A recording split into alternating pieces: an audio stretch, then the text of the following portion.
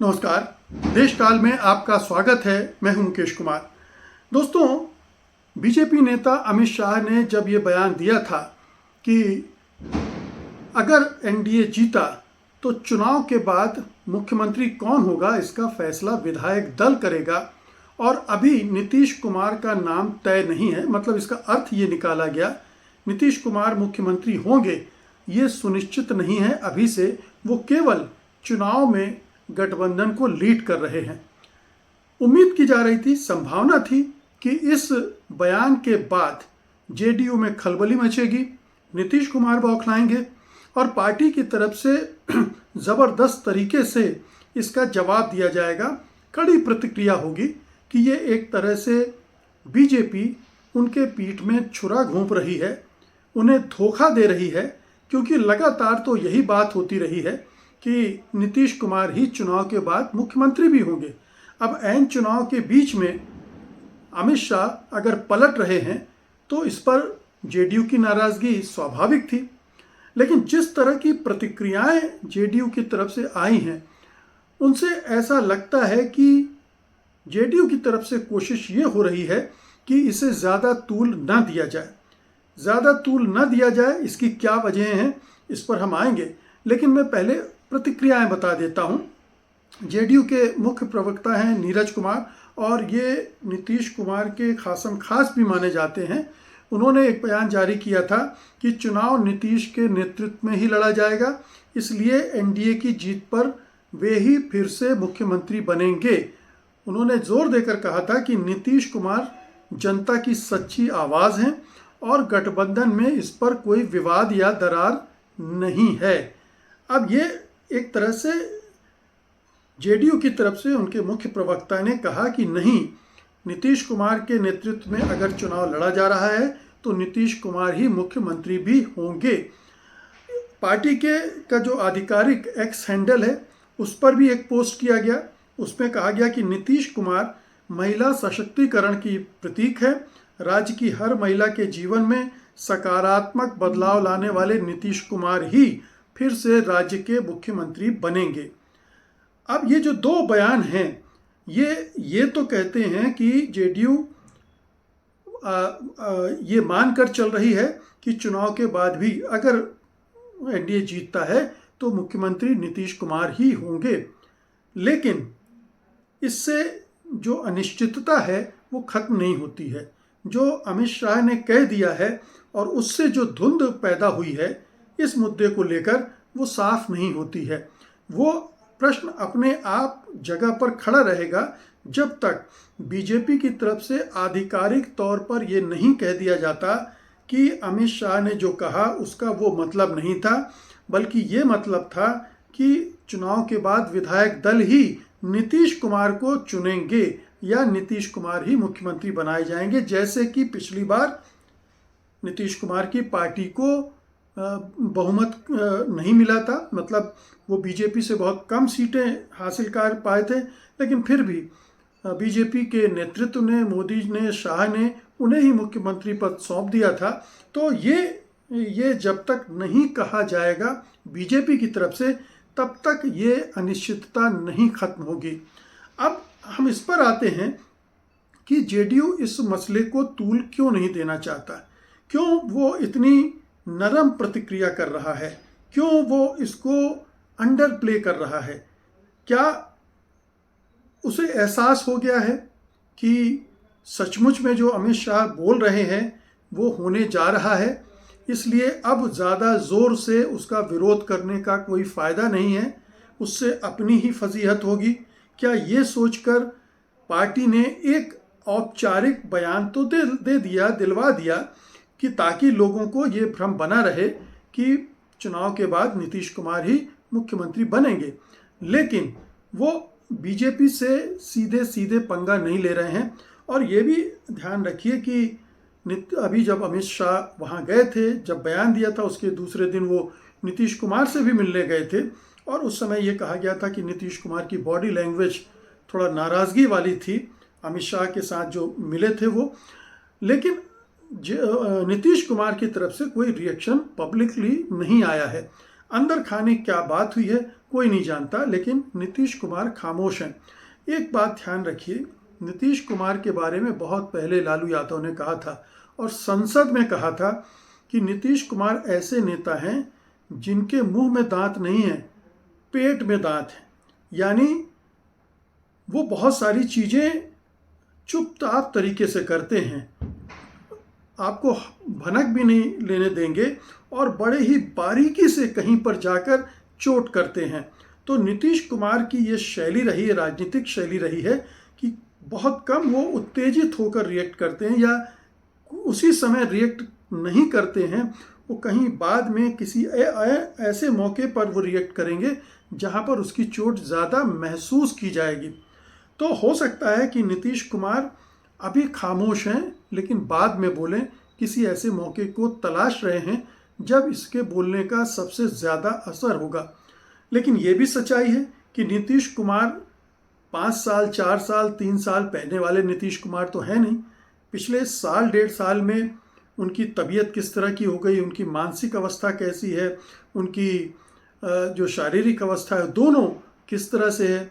बहुत सारे लोग कह रहे हैं कि वो रिमोट कंट्रोल से चलाए जा रहे हैं। तो नीरज कुमार नीतीश कुमार के खासम खास हैं, लेकिन वो उस थड़े के सदस्य हैं जो नीतीश कुमार के साथ हैं, और एक दूसरा धड़ा जो बीजेपी के साथ है, जिसमें संजय झा का नाम लिया जाता है, ललन सिंह का नाम लिया जाता है, वो दूसरा धड़ा है। वो धड़ा चुप है, उस धड़े की तरफ से कोई भी रिएक्शन नहीं आया है। इसका मतलब है कि पार्टी में अंदर खाने इस इश्यू को लेकर बंटवारा हो चुका है और एक सुर में नीतीश कुमार की पार्टी नीतीश कुमार के लिए बयान नहीं दे रही है। कायदे से तो ये होना चाहिए कि लाइन लग जाना चाहिए, हर नेता को ये कहना चाहिए, चाहे वो ललन सिंह हो जो कि कभी बहुत खासम खास होते थे नीतीश कुमार के, पार्टी अध्यक्ष संजय झा हैं, या दूसरे जो प्रमुख नेता हैं पार्टी के, उन सबको आगे आकर नीतीश कुमार के पक्ष में खड़ा होना चाहिए था। भले ही उग्र स्वर में ना करें, लेकिन इस बात को एस्टेब्लिश किया जाना चाहिए इसी मौके पर कि नीतीश कुमार ही मुख्यमंत्री रहेंगे। नीतीश कुमार के बिना अगली सरकार नहीं बनेगी, नहीं चल पाएगी। इस तरह का एक मैसेज बीजेपी को देना चाहिए था, जो कि नहीं दिया गया है। अब इसके 2 वजह हो सकती हैं। एक वजह तो ये हो सकती है कि अगर इस मुद्दे को उठाया गया तो विवाद बढ़ेगा।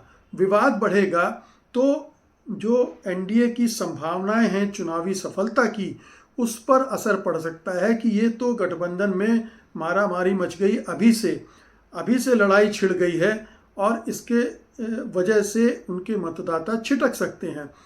दूसरा ये कि नीतीश कुमार एंड कंपनी को लग रहा होगा कि अगर इसको हमने उग्र तरीके से उठाया तो इसका मैसेज मतदाताओं में और ज़्यादा जाएगा कि नीतीश कुमार को मुख्यमंत्री बीजेपी नहीं बनाने जा रही है, और इसीलिए अब जेडीयू को ज़ोर ज़ोर से कहना पड़ रहा है। तो ये दोनों ऐसी चीज़ें हैं जिससे नीतीश कुमार बचना चाह रहे होंगे और जेडीयू बचना चाह रहा होगा। और एक संभावना ये भी है कि अमित शाह ने अंदर खाने जाकर बात की हो कि ठीक है, मैंने कह दिया है, अब मैं इसको वापस भी नहीं ले सकता हूँ, इसके निगेटिविटी बढ़ेगी और इस वजह से आप भी इसको तूल मत दीजिए। जो तय यही है कि आप ही मुख्यमंत्री बनेंगे, और इसलिए एक पब्लिक पोस्चरिंग करके नीरज कुमार से एक पब्लिक मैसेज देकर चुप बैठ जाना तय हुआ हो गठबंधन के अंदर। एक बात ये भी हो सकती है कि अमित शाह ने शायद ये आश्वस्त किया हो कि उनके बयान से जो अनिश्चितता पैदा हुई है उसको मेकअप वो किसी और जगह किसी और तरह से बोलकर कर देंगे। लेकिन अभी तुरंत बोलने से शायद ये लगेगा कि अमित शाह पर दबाव पड़ा और उन्हें ऐसा करना पड़ा। आगे चलकर वो या प्रधानमंत्री मोदी या कोई और वरिष्ठ नेता के जरिए इसका खुलासा कर दिया जाएगा और ये जो धुंध छटी है वो खत्म हो जाएगी। देखिए, नीतीश कुमार को मुख्यमंत्री ना बनाने का ऐलान करना या परोक्ष रूप से उस तरफ संकेत करना एनडीए की संभावनाओं को वैसे ही बहुत डैमेज करने वाली है। इसलिए डैमेज करने वाली है कि नीतीश कुमार का अपना एक वोट बैंक है, अपनी एक लोकप्रियता है। कुछ वर्गों में भले ही वो बहुत ऐसा नहीं है कि उनका बहुत बड़ा वोट बैंक है, छोटा है लेकिन मजबूत वोट बैंक है, और उसके बल पर वो एक इतनी सीटें तो ले ही आते हैं कि किसी की सरकार बनवा सकते हैं और किसी की सरकार गिरा सकते हैं। तो उनका जो महत्व है बिहार की राजनीति में इस रूप में, वो बीजेपी भली भांति समझती है और वो रिस्क नहीं लेना चाहेगी। बेशक उसके अरमान तो यही है, उसका एजेंडा तो यही है कि चुनाव बाद किसी भी तरह से अपना मुख्यमंत्री बैठाएं, अपनी सरकार बनाएं और नीतीश कुमार को साइड लाइन करें। और ये अभी भी उसकी संभावना खत्म नहीं होती है। अभी भी जब तक बीजेपी की तरफ से पब्लिकली ये कमिटमेंट नहीं आता है कि चुनाव के बाद नीतीश कुमार ही मुख्यमंत्री होंगे, तब तक आप ये मान के चलिए कि बीजेपी अपने एजेंडे से नहीं हटी है। बीजेपी वही करेगी जो उसकी बहुत पुराने समय से महत्वाकांक्षा रही है कि उत्तर पट्टी में, गौ पट्टी में केवल एक राज्य ऐसा है जहां पर वो अपनी सरकार अभी तक नहीं बना पाए हैं, अपना मुख्यमंत्री नहीं बना पाए हैं। तो ये तमन्ना, ये इस चुनाव में वो निकालना चाहती है, ये तमाम तरह से दिख रहा है। और शायद ये इंतज़ार इसलिए भी, ये इतना आत्मविश्वास इसलिए भी हो कि जो चुनाव मतदाता सूची हैं उनमें बड़े पैमाने पर फेरबदल किया गया है, उनमें गड़बड़ियाँ की गई हैं, डुप्लीकेट वोटर जोड़े गए हैं, बहुत सारे 80 लाख से ज़्यादा नाम काटे गए हैं। तो ये सारा जो खेल है महाराष्ट्र के तर्ज पर, हो सकता है कि बीजेपी ही बड़ी पार्टी बनकर उठ जाए, 100 के आसपास वो सीटें जीत ले। 100 के आसपास जीतना तो बड़ा मुश्किल है क्योंकि 101 सीटों पर ही चुनाव लड़ रही है वो, लेकिन अगर 75-80 सीट का निकाल लेती है और चिराग पासवान और दूसरी जो पार्टियां हैं उनकी भी सीटें अच्छी निकल आती हैं और जेडीयू को तोड़ कर अपना एक संख्या बना ले, तो ये उसका गेम प्लान हो सकता है। लेकिन अभी इस चुनाव के बीच में एक मैसेज तो पब्लिक में चला गया कि नीतीश कुमार को लेकर बीजेपी बहुत दृढ़ नहीं है कि उन्हें मुख्यमंत्री बनाएगी, और ये डैमेज इससे होना तय है। इस डैमेज को कंट्रोल करने के लिए नीतीश कुमार और उनकी पार्टी बहुत नरम रुख अख्तियार कर रही है। लेकिन अगर कुछ दिनों में बीजेपी की तरफ से कोई बड़ा बयान नहीं आता है कि नीतीश कुमार ही मुख्यमंत्री रहेंगे, तो बहुत मुमकिन है कि जेडीयू के अंदर से आपको कुछ और आवाज़ें सुनाई पड़ने लगें जिसमें ये विरोध हो और बीजेपी का विरोध खुलकर हो, या दबाव डाला जाए कि नीतीश कुमार का नाम घोषित ही किया जाए। अभी इस तरह की एक कैंपेन शुरू हो सकती है, चल सकती है। और दूसरा ये हो सकता है कि जो नीतीश कुमार की वोट बैंक हैं, जो उनके मतदाता हैं, उनको ये मैसेज दिया जाए अंदर खाने कि बीजेपी की सीटों को लिमिटेड करना है, बीजेपी ज़्यादा सीट न जीत पाए इसका इंतजाम करना है, ताकि बीजेपी की निर्भरता जेडीयू पर बनी रहे, वो उसको गच्चा देने की हिम्मत न करे, चुनाव के बाद भी उसे नीतीश के शरण में जाना ही पड़े, नीतीश को मुख्यमंत्री बनाना ही पड़े। तो ये सारे खेल अब आपको एनडीए में देखने को मिल सकते हैं। अंदर खाने बहुत भीतरगात सैबोटाज हो सकता है।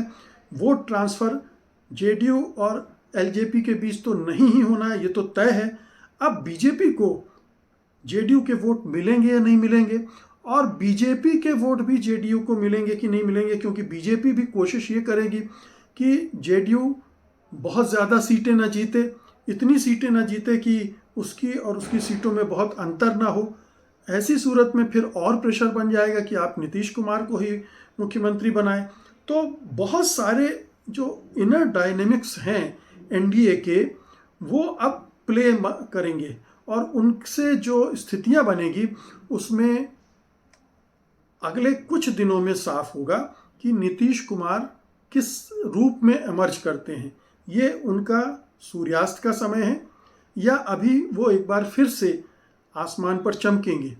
लेकिन अगर मान लीजिए नाम घोषित नहीं होता है, तब नीतीश कुमार की जो प्लान बी है वो क्या होगा। क्या वो प्लान बी फिर वही पलटू राम वाला होगा, या प्लान बी ये होगा कि आरजेडी को जिताओ, महागठबंधन के उम्मीदवारों को जिताओ, अपनी ताकत वहाँ बीजेपी पर खर्च करने के बजाय यहाँ खर्च की जाए, इनकी मदद की जाए ताकि बीजेपी आगे ना बढ़ना पाए। ये माना जाता है कि बिहार में लालू यादव और नीतीश कुमार की राजनीति ये रही है कि प्रदेश की राजनीति हम दोनों के बीच में ही झूलती रहे और बीजेपी कभी भी इतनी ताकतवर ना हो कि वो हमको रिप्लेस, बीजेपी और कांग्रेस दोनों इतनी ताकतवर ना हो कि हमको रिप्लेस करने के बारे में सोचे भी। तो ये एक बड़ी दिलचस्प इक्वेशन बिहार में बन रही है चुनाव की, और आने वाले कुछ दिन हमें बड़ी गंभीरता से देखने पड़ेंगे, बहुत क्लोज आई रखनी पड़ेगी उस पर कि किस तरह से चीज़ें बदलती हैं। ख़ास तौर पर जब नीतीश इस पूरे घटनाक्रम के केंद्र में है, वो कभी किसी पब्लिक मीटिंग में कुछ का कुछ बोल जाते हैं, वो भी बड़ा इम्पॉर्टेंट होगा। उनकी बात निकलती है कि नहीं, ये इस पर भी हमें ध्यान रखना चाहिए। बहुत बहुत शुक्रिया आपका, धन्यवाद, नमस्कार।